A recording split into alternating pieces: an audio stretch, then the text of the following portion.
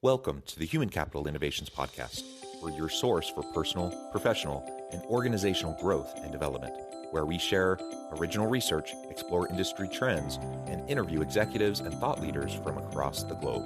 We hope you join us often for practitioner-oriented content around all things related to leadership, HR, talent management, organizational development, and change management. Maximize your personal and organizational potential with Human Capital Innovations Podcast. Do you enjoy the Human Capital Innovations Podcast? Please subscribe, leave a review, comment, share, and consider supporting the podcast on Patreon, even at the producer and sponsorship levels.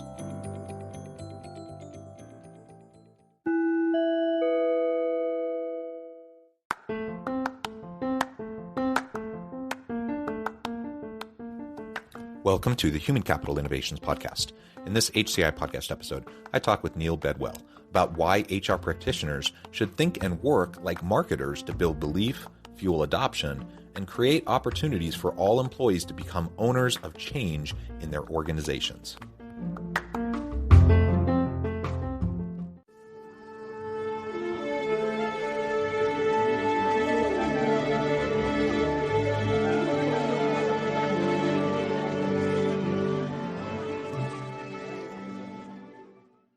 Neil Bedwell, welcome to the Human Capital Innovations Podcast. Hey, John, good to be with you. It is great to be with you. You're joining us from Atlanta, Georgia. I'm south of Salt Lake City in Utah. And today we're going to be talking about a really fascinating topic. As we were preparing for this interview and you shared some potential questions with me, I was looking through and thinking through them, and this is the one that really stuck out. Why HR practitioners should think and work like marketers to build belief, fuel adoption, and create opportunities for all employees to become owners of change in their organizations. Now, that's a big, long question. It has so many different components that we're going to dissect and pull apart, but that just really spoke to me. I really like the change management piece. I like the personal ownership piece. I like thinking about strategic marketing, thinking of ourselves as strategic marketers and functioning in HR in a way that will be effective and impactful. All of that, I think, is so important in the modern HR and leadership space. So this is what we're going to be exploring together today. As we get started, I wanted to share Neil's bio with everybody. Neil Bedwell is a partner and president at Local, a change marketing consultancy, building culture, employee experience, and internal communication programs for some of the world's best companies. Neil is a strategic marketing leader with 20 years experience on both agency and client side, running work, teams, and businesses in London, Amsterdam, and San Francisco. Now a reformed marketer, Neil and the Local team bring consumer-grade agency craft to internal audiences to deliver meaningful organizational change at a wide variety of Fortune 500 companies, including Capital One, Coca-Cola, Republic Services, UPS, P&G, Kaiser Permanente, and others. Before co-founding Local, Neil led digital strategy and content for Coca-Cola's global content excellence group. His work included leadership of the digital program for the 2014 FIFA World Cup in Brazil, developing new ways to create and publish content in real time across multiple social channels, and managing global digital agency relationships. Fascinating. We could go on and on. I'm going to pause there and give you a chance to share with listeners anything else about yourself, your story, your background, as it might contribute to the context for the conversation. I love it. Well, you got my life story there and some good flashbacks, not least if there are any soccer fans listening, how well the US did in 2014 in Brazil and how badly the English did, and so I was a USA fan longer than I was an England fan down there, but incredible experience. I was only going to just pick up on one thing you said. A buddy of mine, when I was explaining, what I do now versus what I've done my whole career, is like, oh, so you're like a reformed marketer. It's like you've come through the program and you've popped out the other side, and you're, I guess I still am a marketing guy. We have a slightly different lens on how you think and apply marketing. So this is a humans at work focused podcast that you're running, John. And I'm a marketing guy showing up like a ringer but I'd love to talk about how, marketing is not a vertical discipline, but a horizontal set of skills. I want to call it a mindset, honestly, that everybody should take on. So if I could leave one thing after all this time spent in all those places that you just mentioned, it would be to try and reframe how people think about marketing. So it's interesting because I take the exact same kind of approach to HR. I think of HR as a mindset and a toolkit that any organizational leader from lowest supervisory level all the way up through senior executive and CEO need to understand. They need to have a people-centric orientation. They need to focus on how to be most effective to help teams, dynamically have psychologically safe places to work and innovate and create and add value to the market. So I think of HR in a very similar way that you're talking about marketing. And what the nice thing about that is when we start to talk about mindsets and skill sets, that then they're not siloed and they're transferable, and they can really get enmeshed across the different kind of traditional functional areas that we often talk about in business, so that we can leverage, our capabilities for more impact. And that's, as I think of myself as an HR person or as a leader, I think, one of my weaknesses, frankly, is marketing, PR, sales. Like those are all things I wish I did better. And I fully recognize that for me to be the most impactful leader I can be, I need to be better in those areas, and I need to develop myself in those areas. So as much as I feel like I'm very competent and capable in the HR people-centered space, let's bring in the marketing mindset. And that's only going to help me be more effective. It's going to help me speak the language that other people are going to hear. That's going to help me to accomplish what I want to accomplish for the organization, for my team, for me in my career, in my own development. Right. Well, if you'll take a compliment first off, as a listener to HCI, you are doing pretty good. There's you're bringing Thank you. some marketing chops to this, so don't beat yourself up too much. But so I've been known to get on my soapbox and pitch kind of an idea around this, that in the future, the next companies that lead and change industries need to think about not the marketing team and the HR team, but a team that I call humanity. Because think about this, right? You already said this. There is a group inside every organization that looks after a group of human beings that we call customers. This is the marketing team. And we spend I've been doing this for 20 years. We spend every minute of our time thinking about that group of people and how we might find a meaningful place in their busy lives, no matter whether we're selling soda or cars or, airline tickets. And then there's another group of people inside the same organization who are looking after another body. They just happen to be called employees, but they're still human beings. They still have the same motivations. They're still the same emotional, illogical, creative, fantastic individuals. Yet we treat them entirely differently. We seek to manage them as resources. Don't get me started on the term HR. But we don't apply the same level of care that we do to the people on the outside. But they're the same people. Your employees are your customers, and your customers are your employees. They respond to almost all of the same thing. So the idea of this one group that thinks about the people on the outside and the people on the inside together actually makes kind of good sense. I mean, think of it this way. Somebody told me, and I wish I had the stat for this. Maybe I can find it for you guys to give the backup. But as a long-time advertising guy, you have to come to the realization that what I do as an advertising guy in my past life is no longer the greatest driver of brand value. Customer service is the greatest driver of brand value right now. And to give you a sense of what brand value is, if you're not familiar with it, it's the intangible value created by my association, relationship, connection to, your brand, your name, the position you hold in the world. When I worked at Coca-Cola, the market cap of Coca-Cola, 44% of its entire value was brand.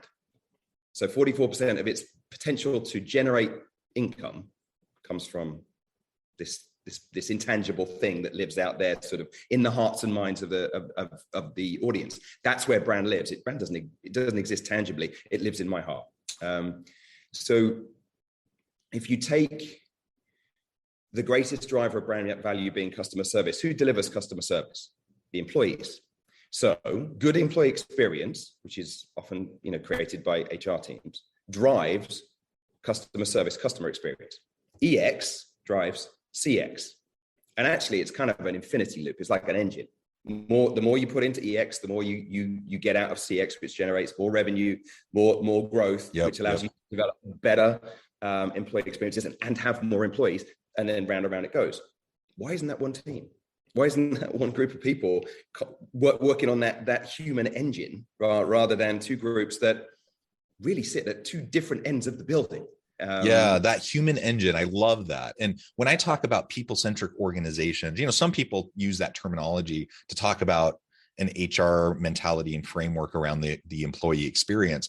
I actually mean exactly what you're saying. When I talk about a people-centric organization, I'm talking about internal and external, all stakeholders in the organization. You have a human approach. You have a people-centered approach. And that's exactly what you just described.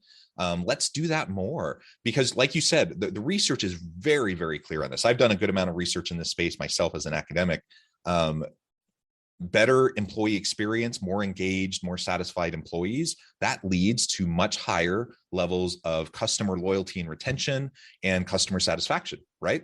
And so as you do that, it's increasing the bottom line. It's just one of those metrics that if you focus on employee experience, it's going to increase the bottom line. It's not just warm, fuzzy, fluffy HR stuff. It's actually going to make a measurable difference. And that's just one metric, how it's impacting the customer experience.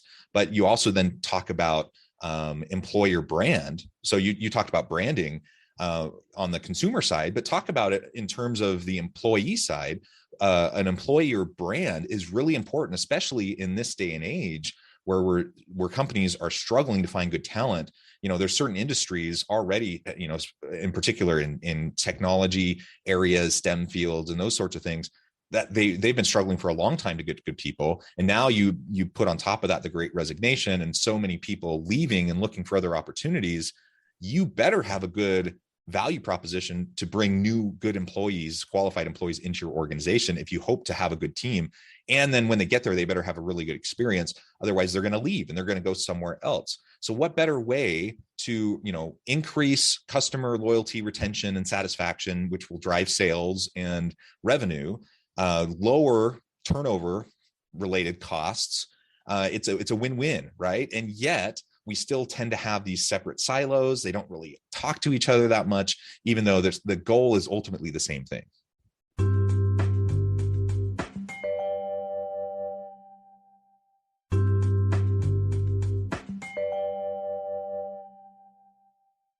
%. The problem I see is that you're absolutely right. EX drives CX, CX drives, eventually drives growth. But they're not, those metrics are not, and measurements are not hardwired. And actually what you need, we've got to bring the CFO into our little humanity group here, and maybe the COO. Yeah, it's going to be busy, but that wiring has not yet been made, but I believe it will be. I believe that the big disruptive businesses, in the next decade or even less, are going to wire that through and recognize that, the main reason people are leaving companies is not pay. It's because they don't feel valued. It's because they don't feel respected. They don't feel like they're making an impact. You can wire that so that you are connected to the results of your labors. Don't we want to feel that when we spend half our waking lives doing this thing called work, most of us. And when you put something in, that you want to see what comes out the other end, and to know that when you put more in, more comes out. And it doesn't have to be money, but it can be impact. And then, the joy and the fun and the experience that I have at work, which means that I'm maybe want to put more in. I mean, I'm pulling stats from different places during the conversation. You probably heard this one, but Gallup every year, and even with the last 2 years, and we don't need to go down that pathway. Everybody knows what that was like. The numbers have been pretty consistent. So around 2/3 of working adults are disengaged, unhappy at work. Actively disengaged. Actively disengaged. And, I always talk about it's very sad to see someone unhappy, particularly with something they spend so much time doing. But the cost of that misery, what you're talking about, the untapped potential, the unmet growth, because you didn't invest in those human beings. HR is a cost. It should be seen as an investment. Humans. The same way that marketing can be treated as a cost as opposed to and I'll add to that. So sometimes people bristle to this terminology, and I don't mean to. You'll hear what I mean in just a second as I say it. I don't mean to diminish people. Humans are individual, people that deserve honor, respect. They need to be treated well. But if we stop for a second and just simple bottom line approach to all of this, and if we're trying to think of HR not as a cost center, but as an investment opportunity into the people asset. So if I think of my people as capital or as an asset, now I don't want to dehumanize, and I understand that, but just let's talk about it for the bottom line component to this for a moment. People as an asset or people as capital within an organization. Think about all the other forms of capital or assets that companies utilize to add value to the market. We have financial capital, we have plant equipment, property, we have intellectual property, we have, all these different forms, right? We have financial capital, of course, and we have the human capital, we have the human asset. Now think about a piece of equipment, heavy machinery, say you're in a factory. If you are paying millions of dollars for this piece of equipment, I guarantee that you're going to be investing in maintenance and upkeep of that equipment, right? To operate it, to keep it up to date, to add new elements to it over time, to do upgrades, maintenance, all of that. You're going to invest a lot to make sure that still functions. And you can say the same thing about any other form of asset or capital. So let's think about that now in terms of the human capital or the human asset.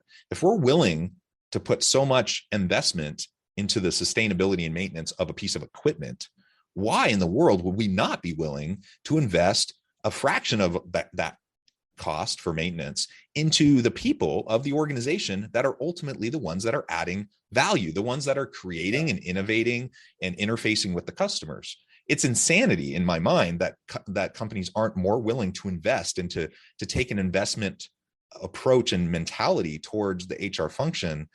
Yet, in many organizations, especially in times of recession or whatever, that's the first thing that they cut is they scale back.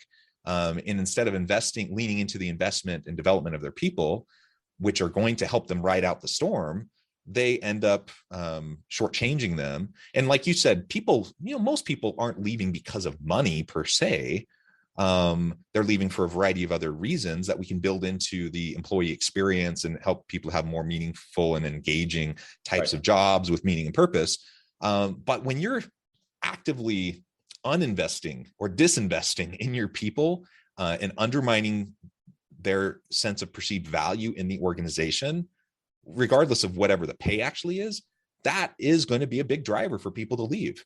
People want to be seen, they want to be heard, they want to feel valued. And if they know that the organization doesn't see them as worthy of maintenance, investment, upskilling, reskilling, etc., then of course people are going to be looking for other opportunities, because this is just going to be one step in their long career journey. Totally. I mean, let's follow that thing through with think about the piece of machinery and then the piece of humanity, right? This individual.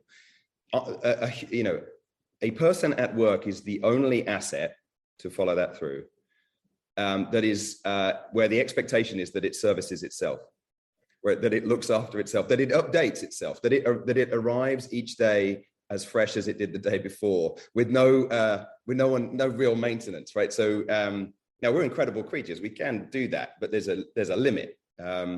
So here's where I think the problem is. It's something I call the assumption problem, and I think that traditionally minded leaders think they are over-investing, think they are overspending on this human asset. It's called a paycheck. And I give you this money, therefore you do all the things. And I think that the Great Resignation, there's untold amounts of material on that. I've been sort of talking about the Great Reawakening. It's like we used to know that we used to know how to care for people. I don't know. You mentioned sort of people-centric organizations. The word company comes from the Latin and through French, and I'm sort of paraphrasing this to make it easy. It basically means the communion around bread. We came together, we made bread together, we all shared in it. We don't come together to make things to share in it anymore. We come together to get a paycheck, to make things for others' gain. Like, we've been disconnected from what a company is. A company doesn't employ people, a company is people. And so if you take that mindset, maybe you'll come at this a slightly different way. Maybe you'll start to recognize that those assets that basically make up what your company is, and they are by far and away the most valuable things, need looking after. That they can't just kind of, you just got to set them loose and expect them to refresh every day and come in, updated and ready to go. But the assumption problem is that because I pay you, therefore you will, ... You will care. You will bring your whole self. You will be effective and efficient and productive. You will bring passion. You will bring energy. I think that if we can this reawakening, this reframing is a paycheck equals attendance. You bought my time. You've bought my, so I show up, right? I'd show up at the depot. I show up at the office, or I show up on this little video window that we've all become very familiar with. Everything else after that needs to be earned. And if I can bring this back to the marketing mindset, marketing is about earning attention, earning passion, earning belief, earning caring. And as a marketer, we are taught from day one a very simple mantra to carry in your head as you walk along your working life. No one gives a shit. No one cares. You're launching this thing that you put your heart and soul into, for years. And I'm busy and I don't have the time. I'm sorry, I'm walking straight by you. We all do it, right? We're all highly cultured consumers of marketing, branding, messaging, new products, all that stuff every single day. And we tune out subconsciously like 90% of it. I can't even remember what the numbers are. We see tens of thousands of messages a day and you don't even register. Someone put their heart and soul into making that. So if you start on the basis that no one cares, you will build a pathway from ambivalence, from apathy, to some kind of interest, to some kind of belief. What if we started with our employees the same way? No one cares. I mean, we already said that 60% are actively disengaged. The data says they don't care. So when you're asking them to do something, start with that apathy and then build to empathy over time. I think where the traditional leadership mistake in this assumption problem is we start with empathy and then what we want is deep advocacy from there, deep participation. Yeah. I already got you. How much are you going to do for me? Versus I need to win you and then inspire you, guide you, care for you in order that you do the things that are going to help me as a leader. Yeah, and it's not a one-time winning over, right? This is an ongoing thing. Yes.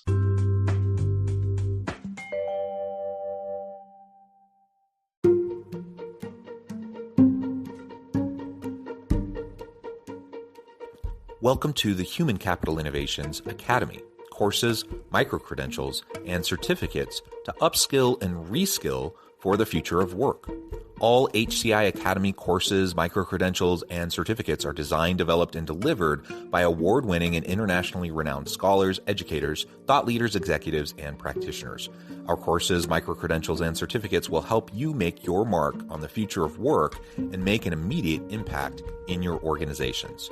Check out the HCI Academy and our many course offerings and certificates to upskill and reskill for the future of work.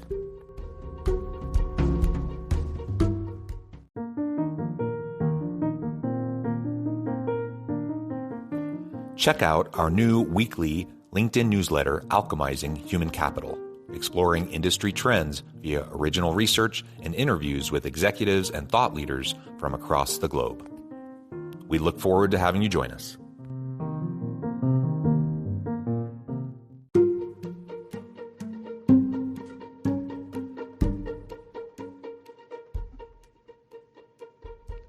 check out Human Capital Innovations magazine, Human Capital Leadership.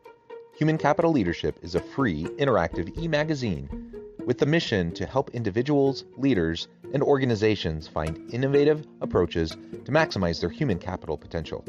We publish issues quarterly in August, November, February, and May. Take a look at the latest issue and let us know what you think.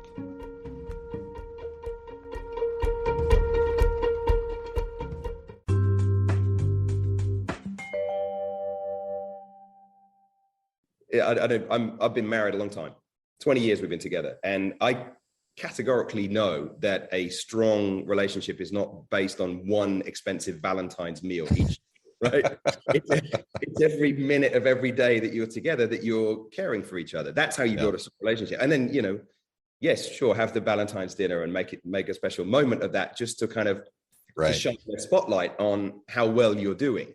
But the one time a year bonus or the one time a year sort of employee event is a Valentine's dinner. And if you're mean to your partner for the rest of the year, that Valentine's dinner is going to suck, and they're not going to be around very, very much longer. Yeah. Well, yeah. I'm coming up on my 20th anniversary here in about a month.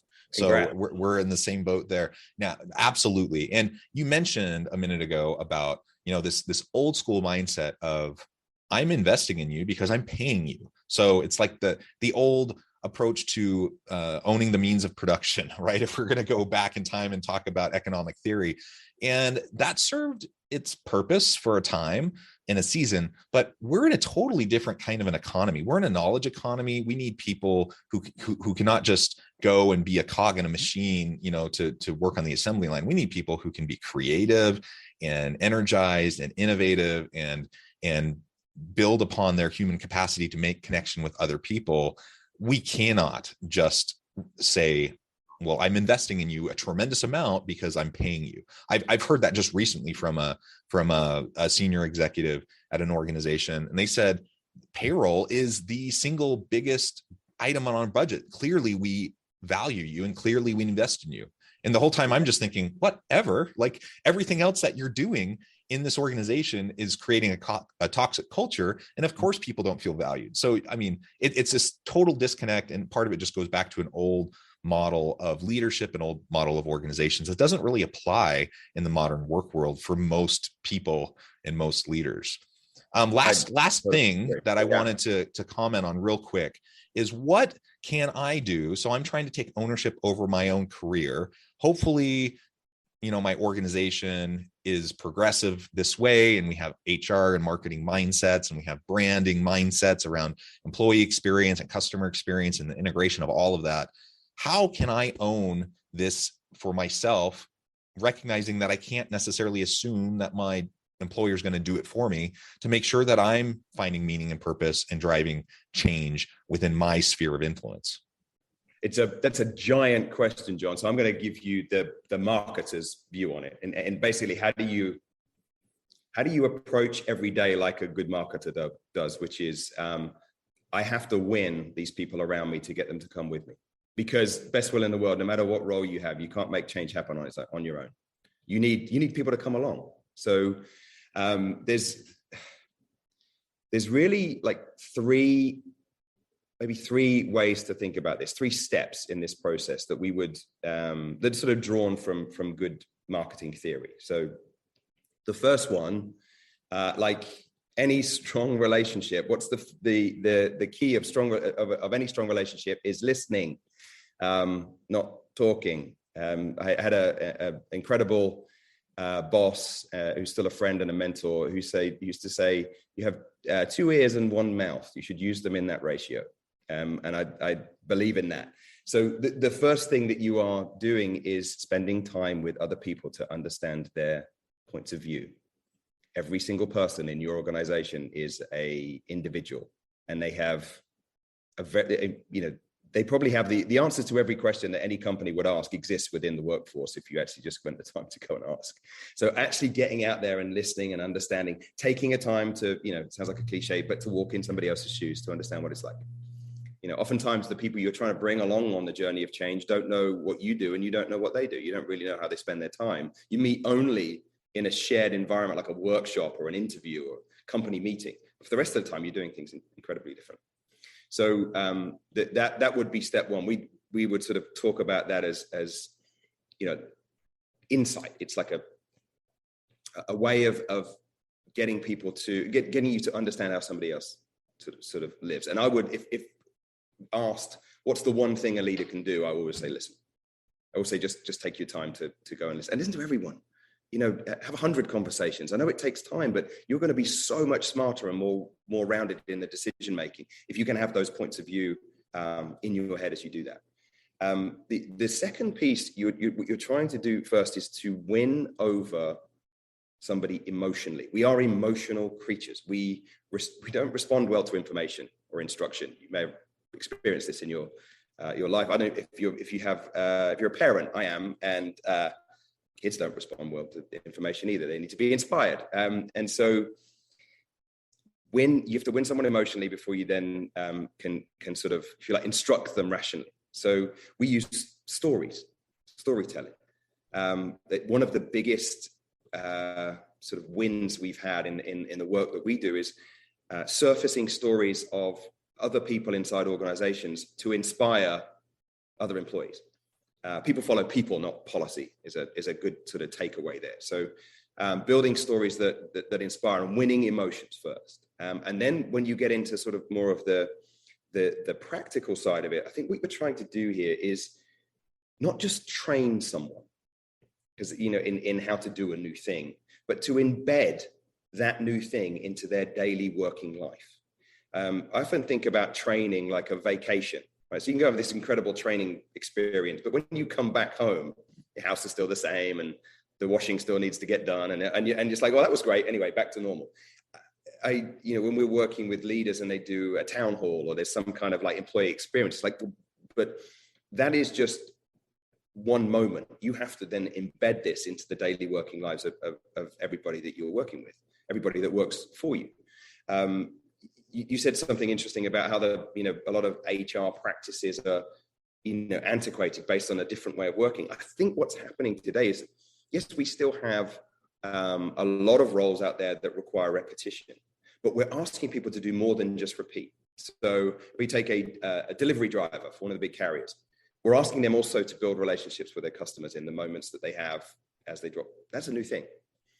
We're asking people to be creative. We're asking people to improve your area of work. It's not just turn up, press buttons, or move something from A to B. We're asking you to make the company better.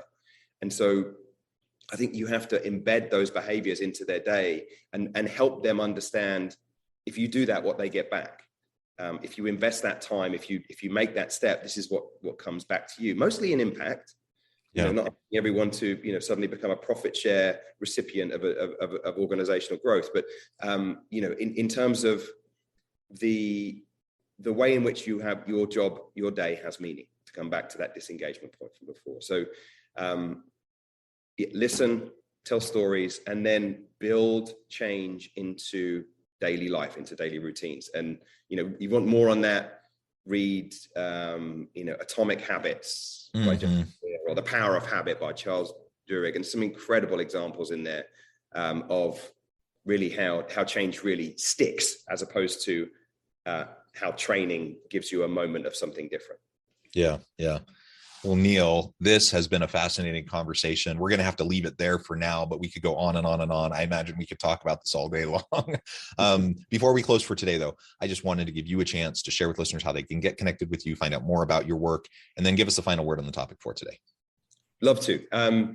So the company is local. We're based down here in Atlanta, but we work with some of the biggest and best companies around the world. We're in across the country in all different kind of industries. So we're very much interested in cultural challenges and change problems that feel complex. Myself and my team like cultural complexity and enjoy trying to find pathways through that. If I have a pitch, if you like, to the greater, folks working in that HR discipline, it is the story we talked about right at the start, that these are human beings and human beings need a rounded way of engaging, which I think the marriage of that, some of the progressive HR thinking and some of the progressive marketing thinking together creates something really interesting. And those marketing skills, I think, actually will make anybody who looks after people inside companies, I don't say make their job easier, but maybe it will. We, as an organization, we work on very large long-term programs, but we are also rolling out our first training program for non-marketers to bring marketing into their world. We call what we do change marketing. It is, as it sounds, the marriage of progressive change management and everything we know about decades of, world-class consumer marketing rolled into one in an interesting, engaging, and kind of practical course. So you can find out about that it's coming in just after the summer on localindustries.com. Wonderful. Neil, it has been a real pleasure. I encourage listeners to reach out, get connected, find out more about what Neil and his team can do for you. And as always, I hope everyone can stay healthy and safe, that you can find meaning and purpose at work each and every day. And I hope you all have a great week.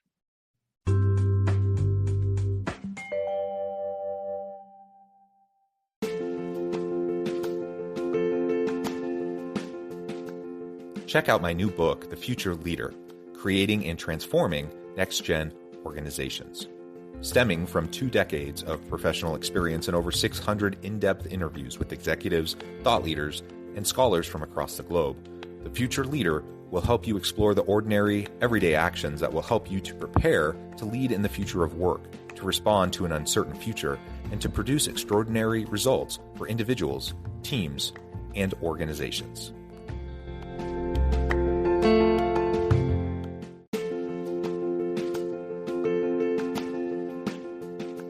Bluer Than Indigo Leadership, the journey of becoming a truly remarkable leader. Early in my adult life, I learned about an Asian proverb that translates as bluer than indigo. If you think about the color indigo, it is a brilliant, deep, and vibrant blue, what some would call the bluest of blues. To have something that is bluer than indigo is rare and truly remarkable. Contrary to popular myth, there is no one-size-fits-all or cookie-cutter approach to effective leadership. There is no silver bullet, no secret sauce, no go-to model that will solve all of your problems. The truth is, great leaders have all had their unique strengths and flaws, and have all had to discover and then pave their own distinctive path in their life's journey to fulfill their leadership potential. Bluer Than Indigo Leadership will help you discover your own path and explore those ordinary, everyday actions that will help you respond to an uncertain future and produce extraordinary results for individuals, teams, and organizations.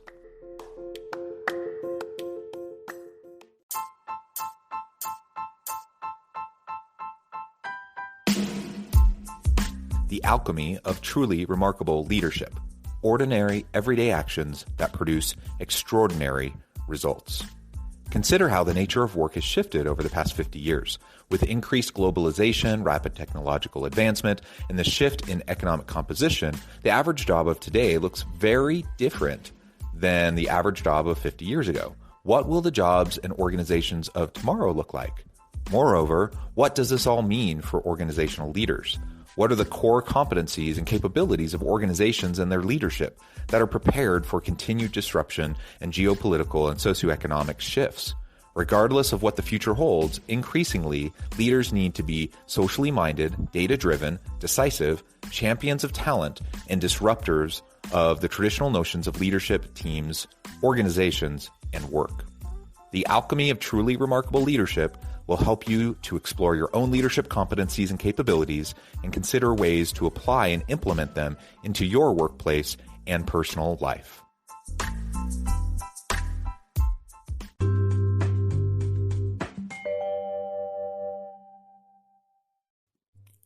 Thanks again for joining us for this episode of the Human Capital Innovations Podcast. I hope you stay healthy and safe and that you have a great week.